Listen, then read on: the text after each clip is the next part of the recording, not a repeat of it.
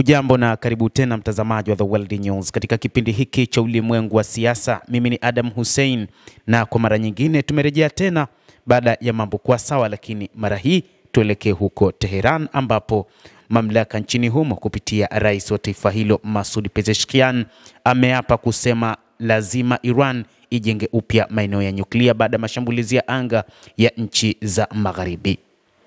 Iran itajenga upya vituo vya nyuklia vilivyolengwa katika mashambulizi ya Marekani na Israel mapema mwaka huu.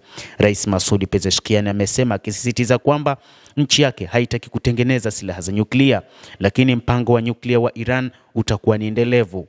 Mnamo Juni mwaka 2025, Marekani na Israel zilianzisha mashambulizi ya anga yaliyoratibiwa kwenye maeneo ya Iran ya Fordo, Natanz na Isfahan na kusababisha uharibifu mkubwa, kulingana na wachambuzi wa picha za satellite za walinzi.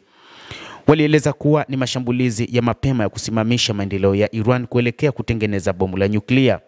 Baadaye rais wa Marekani Donald Trump alionya kwamba Marekani inaweza kuanzisha mashambulizi mapya ikiwa Iran itaanzisha upya maeneo yaliyoharibiwa huko Tehran. Hata hivyo, Tehran ambayo inasisitiza mpango wake wa nyuklia kuwa ni wa amani, imelani mashambulizi hayo kama ukiukwaji wa uhuru. Rais Masoud Pezeshkian alisema ujuzi wa kisayansi uko akilini mwa wanasayansi wa Iran. Kuharibu majengo na viwanda hakutaleta tatizo kwetu.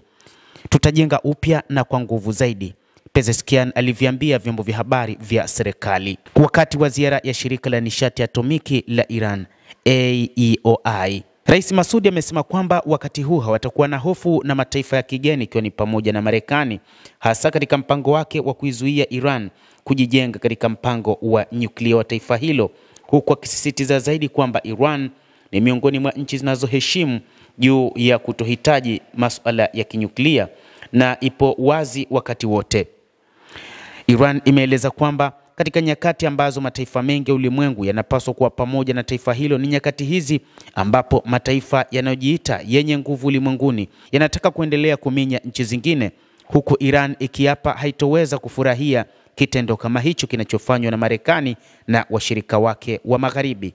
Rais Masoud Pezeshkian alisema ingawa teknolojia ya nyuklia ina uwezo wa kuharibu, ni sehemu ndogo tu ya matumizi yake na yanahusiana na silaha, akiongeza kwamba nyingi hutumia dawa, kilimo na viwanda, alisema rais huyo wa Iran, huku akikanusha madai ya watu wa Magharibi kwamba Iran inataka kuunda silaha za nyuklia, akisema kuunda silaha za nyuklia sio ajenda yetu na wanalijua hili, huku akidai zaidi kwamba huu ni uoga wa watu wa Magharibi.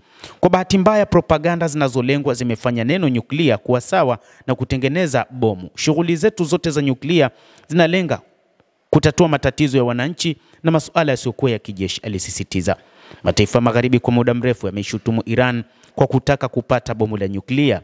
Shirika la kimataifa la nishati atomiki IAEA limeripoti mapema mwaka huu kwamba Tehran imerutubisha uranium hadi 60%, pungufu ya 90% inayohitajika kwa silaha. Mkuu wa IAEA Rafael Gross baadaye alisema hakuna uthibitisho kwamba Iran inatengeneza silaha za nyuklia, huku akibainisha kuwa uranium iliyorutubishwa pekee haijumuishi silaha za kinyuklia.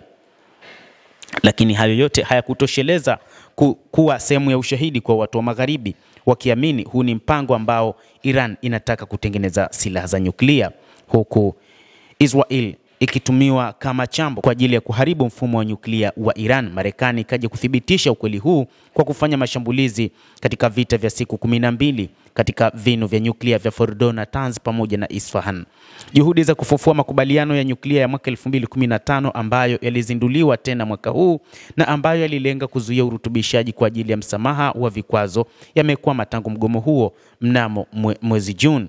Tehran baadaye ilizuia ufuatiliaji wa Magharibi wa maeneo yake ya nyuklia, ikidai dhamana kabla ya mazungumzo kuanza tena. Mkuu wa AEOI Mohamed Eslam alitangaza mnamo Jumapili kwamba Iran inapanga kujenga vinu 8 vipya vya nyuklia kwa ushirikiano na Urusi ili kupanua uwezo wake wa nishati. Vifaa hivyo vinalenga kuzalisha megawati 20,000 za nishati ya nyuklia ifikapo mwaka 2041. Endelea kutufuatilia, nasi tupo tayari kwa ajili ya kukujuza ni nini kinajiri ulimwenguni kupitia The World News. Mimi ni Adam Hussein, endelea kuwa nasi wakati wote, endelea kutufuatilia.